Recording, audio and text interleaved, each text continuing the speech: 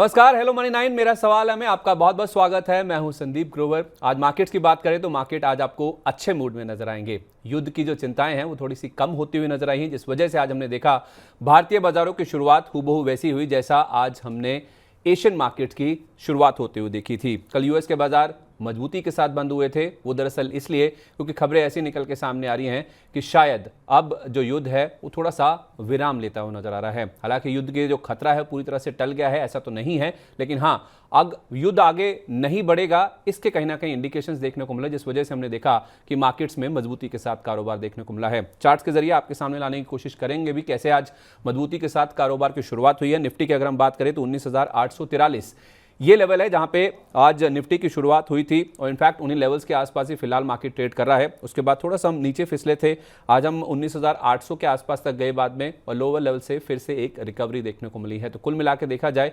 मजबूत कारोबार देखने को मिला, शुरुआत अच्छी हुई, उसके बाद थोड़ा सा फिसले, लेकिन लोअर लेवल से फिर से अब मार्केट में रिकवरी देखने को मिल रही है। अब हुआ क्या है, देखिए हुआ ये है कि कल अमेरिका के जो राष्ट्रपति है जो बाइडेन साहब वो इजराइल मिडिल ईस्ट की यात्रा पे जाने वाले हैं। जॉर्डन के जो किंग हैं उनसे मुलाकात होगी। इसके साथ साथ पैलेस्टाइन के जो कुछ अधिकारी हैं उनके साथ भी कहीं ना कहीं बातचीत हो सकती है। कुछ युद्ध विराम को लेकर बातचीत हो सकती है। जो पूरा युद्ध का माहौल चल रहा है उसमें कुछ सुरक्षा से जुड़े हुए मुद्दे हैं, उन पर भी बातचीत हो सकती है। और हमास ने जिनको बंदी बना रखा है, जिन लोगों को पकड़ रखा है, हो सकता है कि उनको छुड़वाने के ऊपर भी इस मुलाकात में बातचीत हो सकती है। तो कहीं ना कहीं अब ये डिप्लोमेटिक रूप ले रहा है पूरा जो युद्ध की स्थिति है। तो अब ये आगे एस्केलेट होगा, यानी कि और बढ़ेगा, ऐसी आशंका तो नहीं है, जिस वजह से आज मार्केट्स में हमने एक रिलीफ आते हुआ दिखा है। 19,850 के आसपास तक के जो लेवल्स है वहां तक निफ्टी ने जाने की कोशिश करी, क्योंकि कल अमेरिकी बाजार पॉजिटिव बंद होते हुए नजर आए थे। तो अब ये जो पॉजिटिविटी बनी है, कच्चा तेल भी थोड़ा सा नीचे आता है वो दिखा है, $90 के नीचे फिसला है। ये पॉजिटिविटी कितनी आगे बढ़ेगी, कितना इंपैक्ट ये पॉजिटिव साइड पे टिकता हुआ दिखेगा, ये सब सवाल हैं जिनका जवाब हमें लेना है। हमारे एक्सपर्ट हमारे साथ जुड़ रहे हैं, उनसे ये जवाब लेने की कोशिश करते हैं।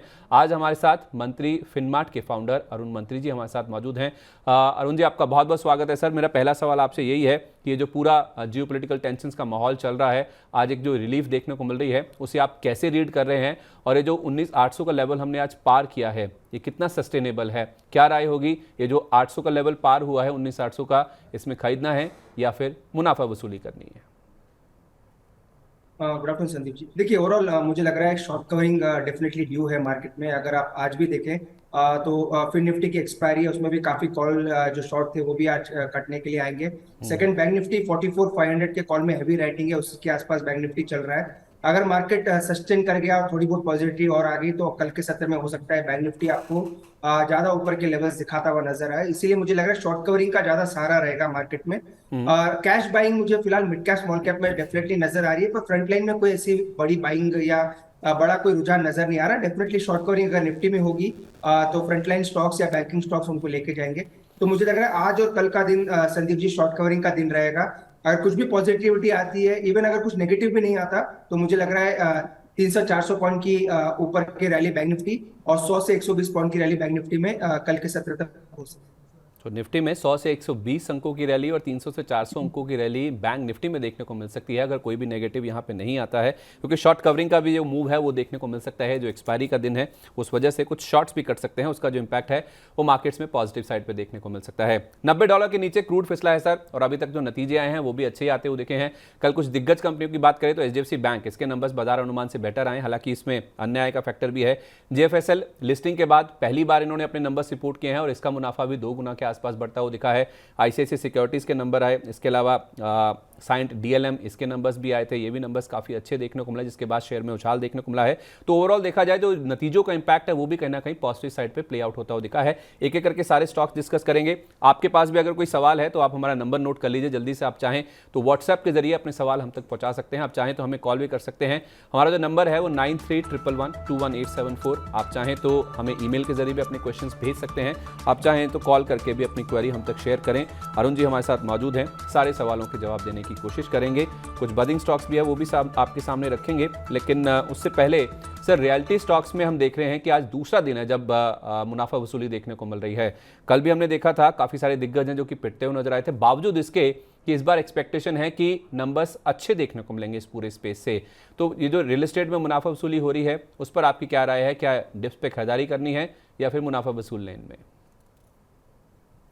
संदीप जी, अभी भी कोई बड़ा करेक्शन आया नहीं है। थोड़ा बहुत रेंज बाउंड हो सकता है, 1 से 2 दिन जाता है, पर मुझे लग रहा है अभी भी रियलिटी सेक्टर में अच्छा हो सकता है आपको ऊपर का रुझान देखने को मिले। कल भी जो सिग्नेचर ग्लोबल के जो अपडेट्स आए थे उन्होंने भी अपना काफी डेट कम किया था। डीएलएफ, गोदरेज प्रॉपर्टीज, इवन शोभा रियल्टी, मुझे लग रहा है इन सभी स्टॉक्स में मोमेंटम जरूर बन सकता है। और इसके साथ साथ संदीप जी, और एक सेक्टर है जो डायरेक्टली अलाइड है विद रियल्टी, वो है हाउसिंग फाइनेंस सेक्टर। वहां पे भी मुझे लग रहा है अच्छा रुझान देखने को मिल सकता है। तो LIC housing finance, Repco home finance, ऐसे स्टॉक्स भी हो सकते हैं नेक्स्ट लेग ऑफ रैली में देखने को मिले।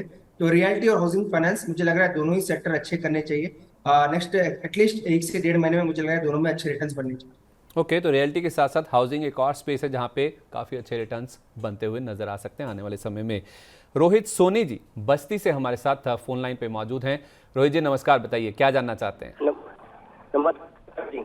जी जी, हम जय बालाजी इंडस्ट्री शेयर के बारे में क्या प्रेस एंट्री कर सकते हैं? कौन सा शेयर आपके पास है? नहीं, शेयर है, नहीं खरीदना चाहते हैं। अच्छा, कौन सा खरीदना जय चाहते हैं? बालाजी इंडस्ट्री, जय बालाजी इंडस्ट्री। जय बालाजी इंडस्ट्रीज। हम्म। ये तो मुझे भी देखना पड़ेगा सर, कहाँ से आपने ये 620 पे है इस समय प्राइस। किस कारोबार में है सर ये कंपनी? स्टील के कारोबार में।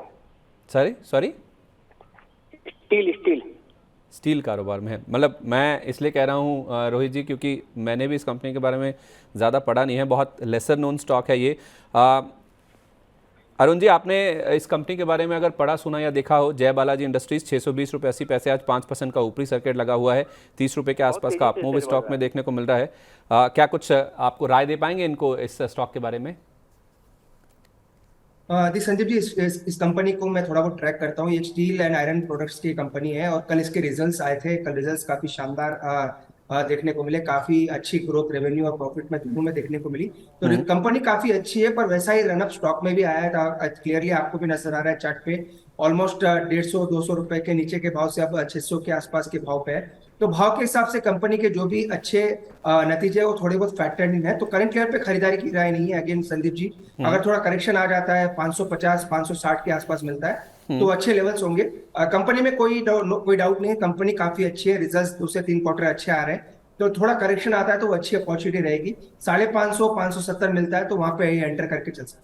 550 से 570 के लेवल्स पे ये स्टॉक आता है। तो रोहित जी, आपके लिए राय है कि आप वहां पे एंटर कीजिए। नतीजे अच्छे आए तो उसका इंपैक्ट हमने स्टॉक में देखा भी है, लेकिन इन लेवल्स पे मत खरीदिए, थोड़ा सा करेक्शन होने दीजिए, डिप आने दीजिए, उसके बाद इसमें आप एंटर कीजिए।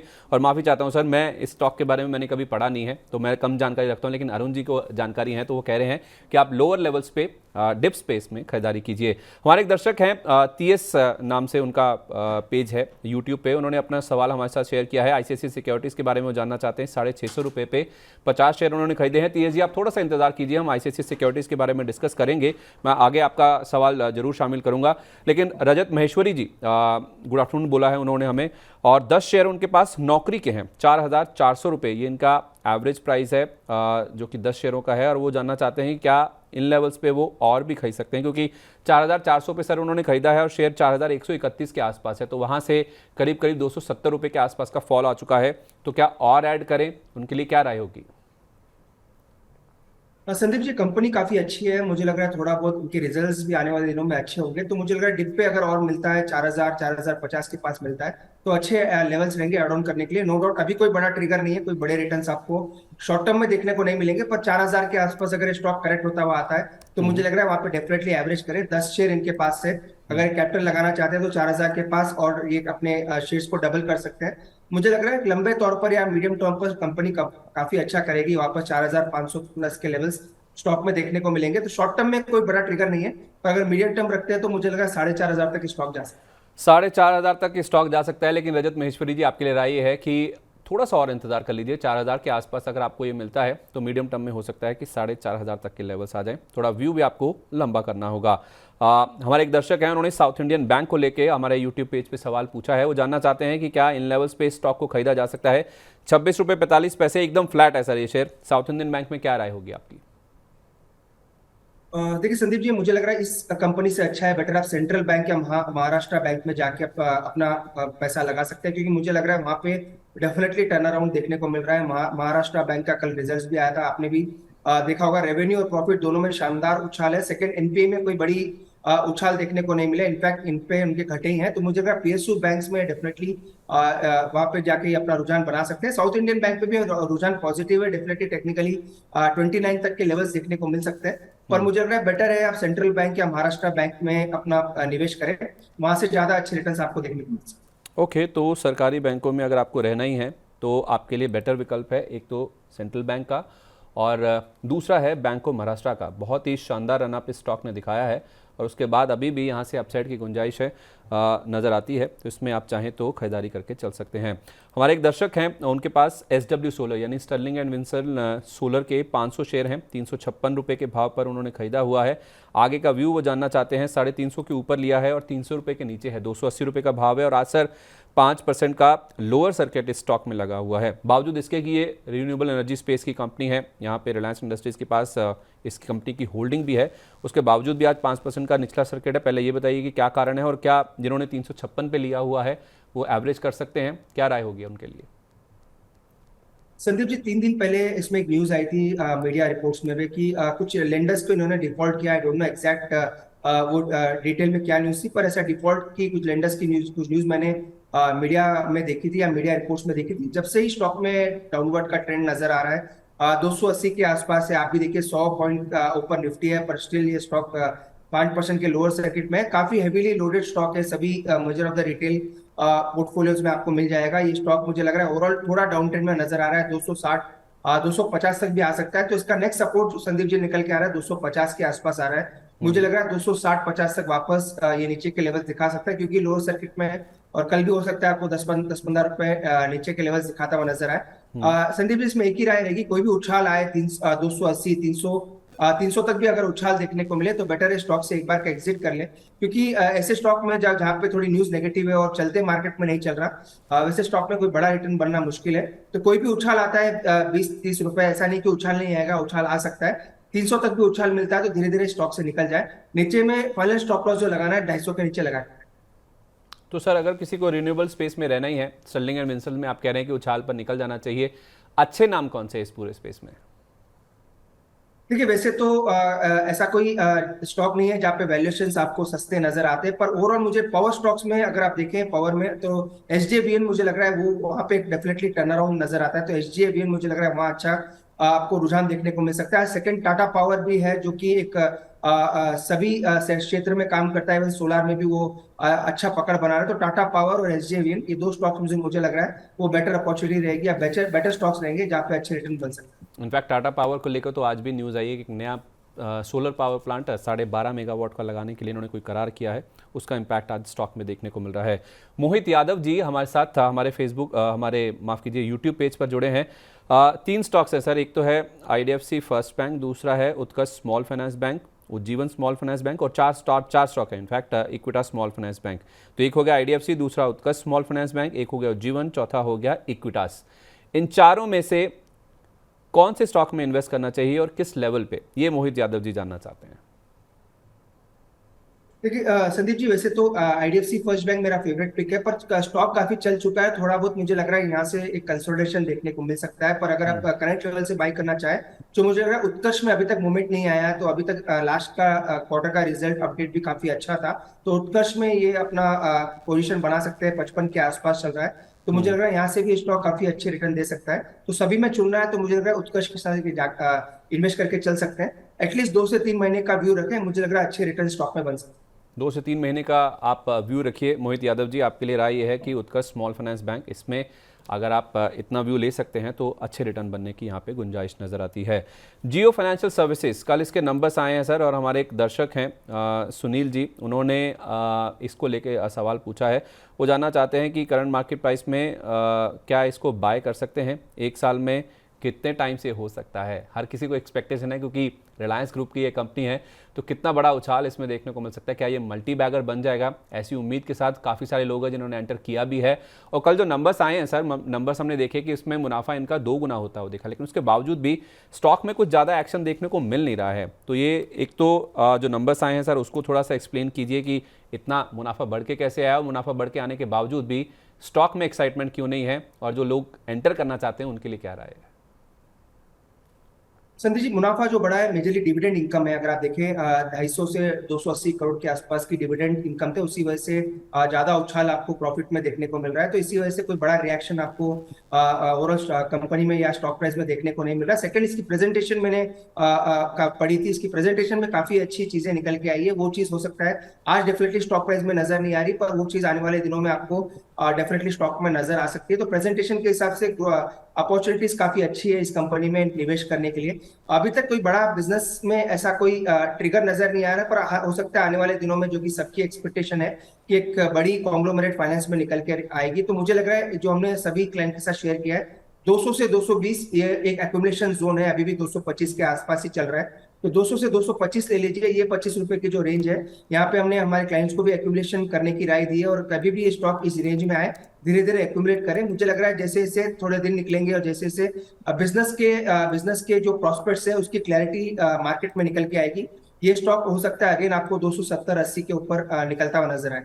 तो शॉर्ट टर्म मीडियम टर्म दोनों के लिए अवॉइड करें, पर अगर किसी का लंबा नजरिया है तो 200 तक या 220 तक भी आता है, इसके बीच में आपको डेफिनेटली स्टॉक में एक्यूमुलेशन करना चाहिए। और रिसेंट के जो लोज भी बने थे वो 200 के आसपास है। 200 से 220 रुपए, ये वो रेंज है जिस रेंज में आप जेएफएसएल को एक्यूमुलेट कर सकते हैं।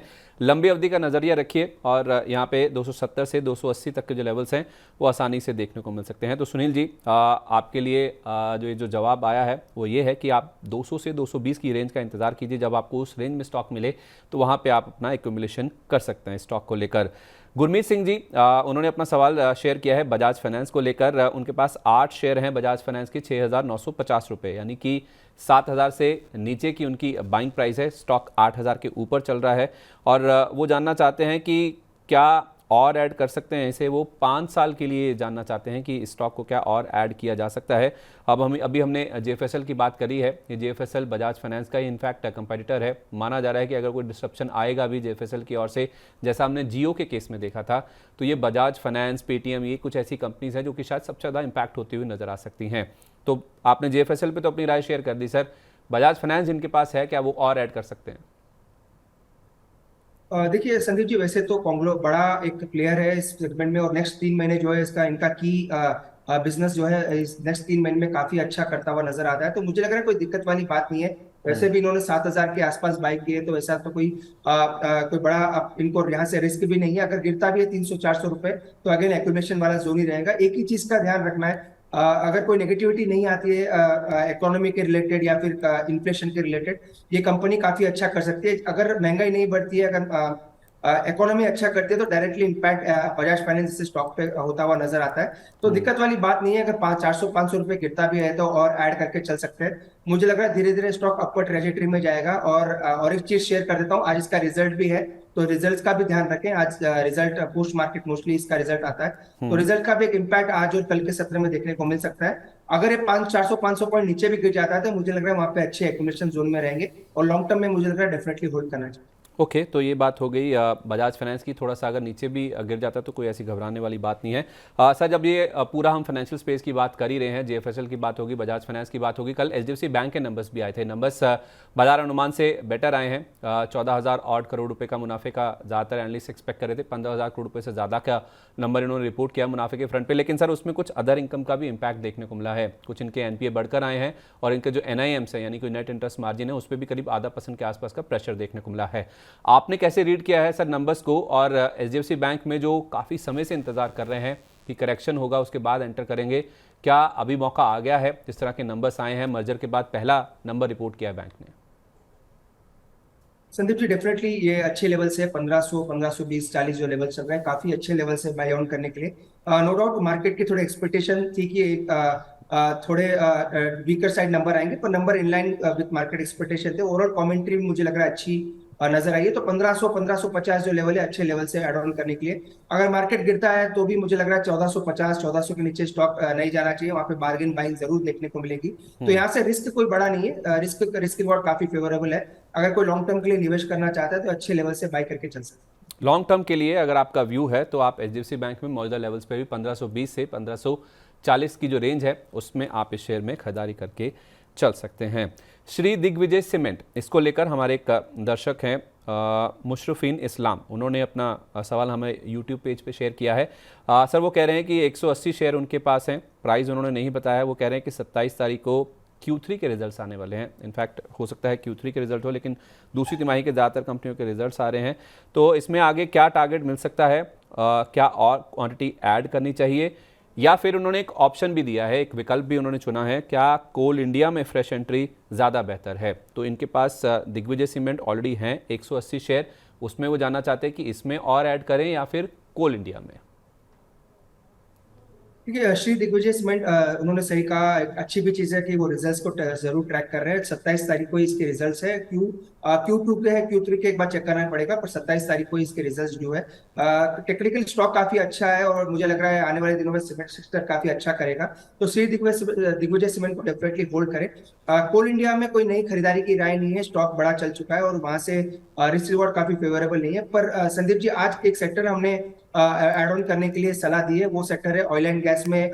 जो ऑयल मार्केटिंग कंपनीज है वहां पे मुझे लग रहा है अच्छा रिवर्सल देखने को मिल रहा है। नो डाउट इलेक्शन ईयर है, कोई बड़ा पेट्रोल प्राइसेस में आपको सर्ज देखने को नहीं मिलेगा, पर ये जो लेवल्स है मुझे लग रहा है अच्छे लेवल से एड ऑन कर लेंगे। तो आईओसी और एचपीसीएल दोनों स्टॉक में किसी में भी ये निवेश करें। कोल इंडिया में अगर मुझे लग रहा है इनको कैपिटल लगाना है, वहां पर नहीं लगाने के बजाय आईओसी या एचपीसीएल में लगाते हैं तो मुझे लग रहा है वहां से अच्छा इनको रिस्क रिवॉर्ड देखने को मिल सकता है। तो श्री दिग्विजय सीमेंट को तो डेफिनेटली होल्ड करें और ऐड करना चाहे तो भी कर सकते हैं। और आईओसी एचपीसीएल में अपनी नई पोजीशन बना के चले, वहां से अच्छे रिटर्न्स इनको देखने को मिल सकते हैं।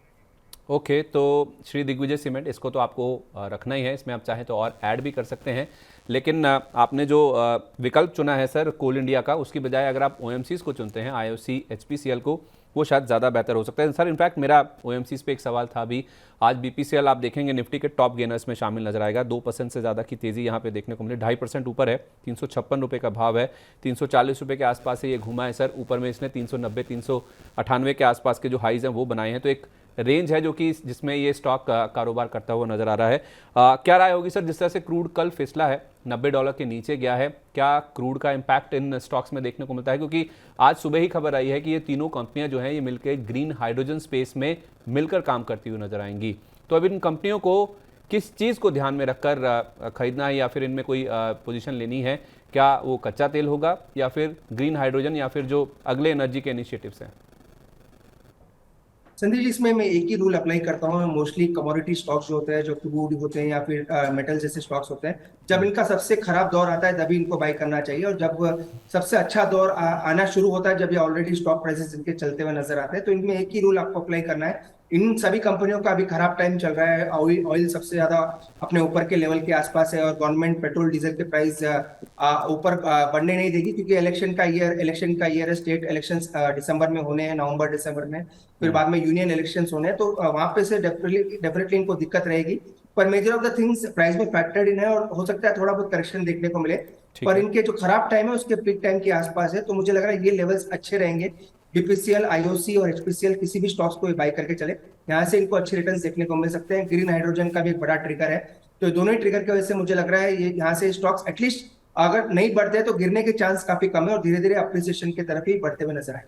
ओके सर, एक बैंकिंग स्टॉक जो कि हर कोई जिसके बारे में जानना चाहता है वो है येस बैंक। अभिमन्यु गुप्ता जी हमारे एक दर्शक हैं, उन्होंने अपना सवाल हमारे साथ शेयर किया है हमारे यूट्यूब पेज पर। उन्होंने दो बैंकों के नाम लिए हैं, एक है येस बैंक और दूसरा है IDFC first bank. IDFC first bank पे तो आप अपनी राय शेयर कर ही चुके हैं। ये शॉर्ट टर्म के लिए व्यू जानना चाहते हो। इनफैक्ट बहुत सारे दर्शक हैं, रिटेल का तो बड़ा पार्टिसिपेशन है येस बैंक की जहाँ तक बात है, लेकिन स्टॉक चला नहीं है। और आईडीएफसी फर्स्ट बैंक ने किस तरह का परफॉर्मेंस किया ये हम सब जानते हैं, किस तरह से मल्टी बैगर हुआ है वो स्टॉक। 18 रुपये के आसपास का लो बनाया था इसने 2-2.5 साल पहले, और वहाँ से अब ये 100 रुपये के आसपास के हाई भी इसने लगाए हैं। येस बैंक में कब मूव आएगा, शायद यही जानना चाहते हैं अभिमन्यु गुप्ता जी भी। देखिए संदीप जी, येस बैंक में एक ही ट्रिगर है आपको। ये जो है अगर रिजल्ट्स अच्छे आते हैं तो ही स्टॉक में बड़ा मूव देखने को मिलेगा। एग्जैक्टली सपोर्ट के आसपास है 16.5 का अगर आप टेक्निकली, क्योंकि इनकी ट्रेडिंग की राय है, 16.5 का इसका की सपोर्ट है। इसका अगर उसके नीचे जाएगा तो स्टॉक में वीकनेस देखने को मिल सकती है। तो अगर सेफर साइड ही लगाना चाहते हैं तो 16 रुपए का स्टॉप लॉस जरूर मेंटेन करें, क्योंकि ट्रेडिंग पोजीशन है। रिजल्ट्स पे जरूर ध्यान दें। अगर रिजल्ट्स अच्छे आते हैं तो डेफिनेटली टर्न अराउंड हो सकता है, 18.5 तक के ऊपर के लेवल्स देखने को मिल सकते हैं। तो एक ही काम ये कर सकते हैं, 16 रुपए का स्टॉप लॉस मेंटेन करें। ऊपर में जो अगर मोमेंटम आता है तो 18.5 19 मैक्स, मुझे लग रहा है 19 तक ये स्टॉक जा सकता है। पर कोई बड़ा ट्रिगर अभी नहीं है, स्टॉक एकदम साइडवेज ट्रेड कर रहा है, तो 16 रुपए का स्टॉप लॉस ला के होल्ड करें।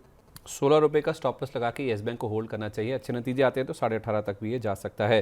टार्सन प्रोडक्ट्स, अरुण जी, क्या आप इसे ट्रैक करते हैं? क्योंकि हमारे एक दर्शक हैं हरीश शंभू जी, उन्होंने अपना सवाल हमें शेयर किया है। 740 रुपए पर उन्होंने शेयर ले लिया है। हायर लेवल्स पे ये लगता है इसमें फंस गए हैं। टोटल 62 शेयर उनके पास हैं और इसमें अब जानना चाहते हैं कि क्या व्यू होना चाहिए, क्योंकि 500 रुपये के आसपास ये स्टॉक आ चुका है। उन्होंने ऊपर में 740 पे लिया है। करीब करीब 250 रुपये पर शेयर के आसपास का इनको लॉस हो रहा है। आप चार्ट में देख भी सकते हैं किस तरह से शेयर ऊपरी सरों से फिसलता हुआ नजर आया है आपको। तो क्या राय होगी सर 505 रुपये पे जिसको नुकसान हो रहा है? 62 क्वांटिटी है इनके पास। संदीप जी, यहाँ से मुझे लग रहा है काफी करेक्शन बड़ा आ चुका है। ओवरऑल कंपनी रिसेंटली लिस्टेड थी और काफी बड़ा करेक्शन ऊपर के लेवल से देखने को मिला। तो करंट लेवल पे एग्जिट की राय नहीं है, हो सकता है उछाल आपको देखने को मिले। इस क्वार्टर के रिजल्ट्स भी जरूर इनको देखने चाहिए। तो 600 तक मुझे लग रहा है एक बार वापस रिट्रेस हो सकता है स्टॉक। नीचे में जो सपोर्ट बड़े कोई निकल के नहीं आ रहे, क्योंकि अपने ऑल टाइम लोज के आसपास ही है। और कोई बड़ा नीचे में लेवल भी निकालते हैं तो 460 470 के आसपास नेक्स्ट सपोर्ट आ रहा है। तो मुझे लग रहा है 600 तक एक बार बाउंस स्टॉक में जरूर आ सकता है, क्योंकि वो हेवीली ओवरसोल्ड है। तो करंट लेवल से एग्जिट ना करें, कोई भी उछाल आता है तो इसमें एग्जिट करें। 550 600 के आसपास भी मिलता है, तो धीरे धीरे वहां पे एग्जिट करने की सोचें। नीचे में अगर स्टॉप लॉस लगाना चाहते हैं तो 470 का लगा के रखें। 470 के नीचे जाएगा, चूंकि एक एक्सटेंशन आप कह सकते हैं, एक चार्ट पे एक लेवल निकल के आ रहा है नीचे का, अगर ड्रॉप करते हैं तो वो मेजर सपोर्ट है। तो 470 का स्टॉप लॉस जरूर मेंटेन करें। 550 से 600 के बीच में स्टॉक आता है तो धीरे धीरे एग्जिट करें। 550 से 600, यानी कि कोई भी उछाल आता है तो टार्सन प्रोडक्ट्स पे हरीश शंभू जी आपको निकलना है। 470 रुपये का आप ये स्टॉप लॉस लगा लीजिए। ध्यान यही रखना है कि जब भी कोई उछाल आए, कोई ऊपर की ओर मूव आता है टार्सन प्रोडक्ट्स में, तो आपको एग्जिट करना है कोई भी बाउंस बैक मिलने पर। टाटा कम्युनिकेशन, इस स्टॉक ने भी काफ़ी अच्छे रिटर्न्स दिए हैं। अगर हम इस साल की ही बात करें, यानी कि YTD रिटर्न्स की बात करें, तो अच्छे खासे रिटर्न्स इस स्टॉक ने डिलीवर किए हैं। एक साल में करीब 50% और इस साल करीब 36% के आसपास का मूव स्टॉक में ऑलरेडी आ चुका है। हमारे एक दर्शक हैं सर हैरिस, उन्होंने अपना सवाल हमारे साथ शेयर किया है। उनके पास 1800 रुपये के भाव पर टाटा कम्युनिकेशंस के 20 शेयर हैं। 5 से 7 साल का उनका व्यू है। व्यू काफ़ी लंबा है। इनफैक्ट इनके पास 1800 रुपये पे है और 1795 रुपये पे स्टॉक चल रहा है। तो उस हिसाब से अगर कोई फ्रेश भी लेना चाहे इन लेवल्स के आसपास, क्या इतना ज़्यादा रनअप के बाद जो आप चार्ट में देख रहे हैं उसके बाद अभी इन लेवल्स पे एंटर करने की गुंजाइश है? संदीप जी, वैसे तो अगर बेस्ट लेवल देखें तो 1700 1720 है, जो कि ऑलमोस्ट 40% या कह सकते हैं 30% रिट्रेसमेंट होगा। नीचे से अगर जो रैली आई है तो 1700 से 1720 वैसे तो बेस्ट लेवल है। और एक चीज है, 19 को इसका रिजल्ट है, जो कि परसों मुझे लग रहा है इनका इसका रिजल्ट जो है, तो वो रिजल्ट्स काफी इंपॉर्टेंट रहेंगे देखने के लिए कि रिजल्ट्स कैसे आते हैं। कि 19 तारीख का रिजल्ट जरूर ट्रैक करें। अगर इनके पास ऑलरेडी इन्होंने होल्ड करके रखा है, अगर रिजल्ट के दिन ये गिरता है 1750 के नीचे मिलता है तो और ऐड करके चले। मुझे लग रहा है ओवरऑल काफी बुलिश स्टॉक नजर आ रहा है। प्रॉस्पेक्ट्स भी काफी अच्छे नजर आ रहे हैं। तो कोई घबराने वाली या फिर कोई दिक्कत वाली बात नहीं है स्टॉक में। नीचे में आता है तो और एड ऑन करके भी चल सकते हैं। बेस्ट लेवल जो एड ऑन करेंगे 1700 से 1750 के बीच में रहेंगे। 1700 से 1750 के बीच में आप हैरिस जी ऐड कर सकते हैं। और जो कोई बाकी भी स्टॉक की जिसने चाल देखी है, इतना अच्छा रनअप इसने दिखाया है, उसके बाद अगर एंटर करने की सोच रहा है तो ये वो रेंज है। अगर ये करेक्ट होकर नीचे में मिलता है तो आप इन लेवल्स के आसपास टाटा कम्युनिकेशंस में खरीदारी करके चल सकते हैं। टाटा मोटर्स और IRCTC को लेकर हमारे एक दर्शक हैं पुनीत पटेल जी, उन्होंने अपना सवाल हमारे साथ शेयर किया है। फ्रेश एंट्री करने के लिए वो जानना चाहते हैं कि क्या ये दोनों स्टॉक्स सही रहेंगे। टाटा मोटर्स में तो फिनोमिनल रन हमने देखा है, जिस तरह से JLR के नंबर्स आ रहे हैं उसका इम्पैक्ट देखने को मिल रहा है। और IRCTC में भी अगर आप 6 महीने का रुझान देखें तो 20% के आसपास का मूव ऑलरेडी स्टॉक में देखने को मिल चुका है। 700 रुपये के ऊपर स्टॉक ट्रेड कर रहा है सर। इसमें भी अगर आप रिटेल का रुझान देखें तो काफ़ी ज़्यादा रहता है। 775 के आसपास का हाई इसने बनाया है। हाल फिलहाल ये स्टॉक चला है, क्या उसके बाद एंट्री करने की गुंजाइश है IRCTC और टाटा मोटर्स दोनों में? संदीप जी, रेलवे स्टॉक्स मुझे लग रहा है मेजर मोमेंटम में है। अगर आप सभी रेलवे स्टॉक्स में देखें अच्छा मोमेंटम नजर आया है। तो IRCTC में डेफिनेटली बाई करके चल सकते हैं। 695 के स्टॉप लॉस के साथ बाई करें। वापस मुझे लग रहा है 745 750 के लेवल्स आईआरसीटीसी में देखने को मिल सकते हैं। अगेन टाटा मोटर्स में थोड़ा उछाल आ चुका है, काफी अपने ऑल टाइम हाइस के आसपास ही चल रहा है। टाटा टेक्नोलॉजी का जो आईपीओ आना है उसका एक मेजर बस है, जो क्योंकि मेजर होल्डिंग टाटा मोटर्स के पास ही है, तो उसकी वजह से मोमेंटम भी टाटा मोटर्स में ज्यादा अच्छा नजर आ रहा है। पर दोनों में कंपैरिजन करें तो आईआरसीटीसी अच्छा रिस्क रिवॉर्ड दे रहा है, तो उसमें आप एंटर करके चल सकते हैं। 695 का स्टॉप लॉस लाके बाई करें। ऑलमोस्ट आप कह सकते हैं 20 रुपए का स्टॉप लॉस रहेगा। 750 तक मुझे लग रहा है ऊपर स्टॉक शॉर्ट टर्म में लेवल सिखा सकते हैं। ठीक है, 750 तक के जो लेवल्स हैं वो आईआरसीटीसी में देखने को मिल सकते हैं। 695 का स्टॉप लॉस बताया ना सर आपने?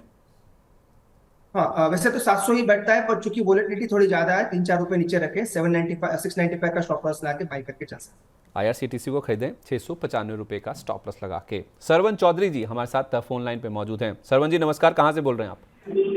नमस्ते सर, फतेहपुर शेखावटी चित्तर डिस्ट्रिक्ट राजस्थान से बोल रहा हूँ। राजस्थान से बहुत स्वागत है सर आपका हमारे मनी लाइन पर। आपका बताइए क्या जानना चाहते हैं?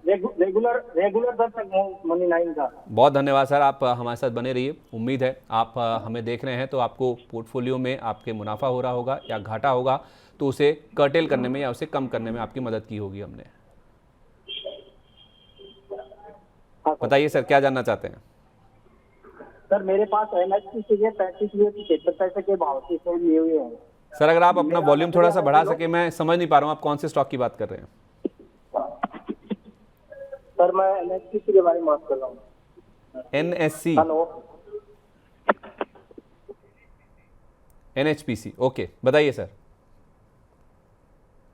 आप मुझे सुन पा रहे हैं सरवन जी?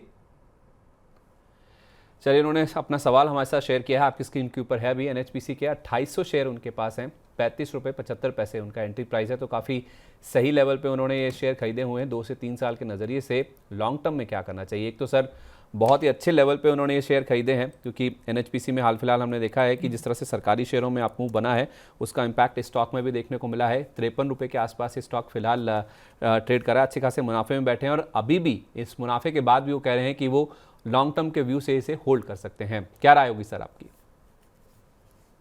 संदीप जी, वैसे तो ये स्टॉक ने रिटर्न्स काफी अच्छे दिए हैं, ओवरऑल मोमेंटम भी काफी अच्छा है, तो एक चीज ये कर सकते हैं, अपने 46 के आसपास अपना ट्रेलिंग स्टॉप लॉस जरूर लगाएं। चूंकि इनकी बाइंग काफी नीचे की है, तो डेफिनेटली बड़े रिटर्न्स ऑलरेडी बन रहे हैं, पर चूंकि ये गवर्नमेंट कंपनी है, कभी भी कुछ भी अनाउंसमेंट या कह सकते हैं स्टेक सेल वगैरह की न्यूज इसमें चलते रहती है। एनएचपीसी में वो न्यूज आएगी नहीं आएगी ये मुझे चेक करना पड़ेगा, पर वैसी न्यूज यूजुअली कंपनीज में चलती रहती है। सेकेंडली, अच्छी डिविडेंड पेइंग कंपनी है, डिविडेंड काफी अच्छा देती है, साल में सभी क्वार्टर्स में अच्छा बड़ा डिविडेंड इस कंपनी से मिलता हुआ नजर आता है, तो स्टॉक को डेफिनेटली होल्ड करें। 45 का ट्रेलिंग स्टॉप लॉस लगाए। जहां तक ऊपर के लेवल्स की बात है, 62 के आसपास मुझे लग रहा है वापस ऊपर के लेवल स्टॉक में देखने को मिल सकते हैं, तो डेफिनेटली होल्ड करें। 62 का पहला टारगेट रखा है और 45 का ट्रेलिंग स्टॉप लॉस लगा के होल्ड करें। डिविडेंड पेइंग स्टॉक है, कोई प्रॉब्लम नहीं है, स्टॉक को डेफिनेटली होल्ड करके चल सकते हैं। सरवन जी आप होल्ड कीजिए, आपने अच्छा शेयर चुना है, अच्छा एंट्री प्राइस है आपका 45 रुपये का, आप स्टॉप लॉस लगा लीजिए। ऊपर में आपको 62 रुपये तक के जो टारगेट्स हैं, वो पहला टारगेट है जो कि आपको एनएचपीसी के स्टॉक में देखने को मिल सकता है। हमारे रेगुलर दर्शक हैं, अच्छे लेवल पे इन्होंने एंट्री करी है और अच्छा मुनाफा बना रहे हैं। ऐसा देख के, ऐसा सुन के काफ़ी अच्छा लगता है जब किसी का, खासतौर पे रिटेल निवेशक यानी कि जो छोटे निवेशक होते हैं, अगर वो मुनाफा कमाते हैं तो बहुत ही अच्छा लगता है देख के।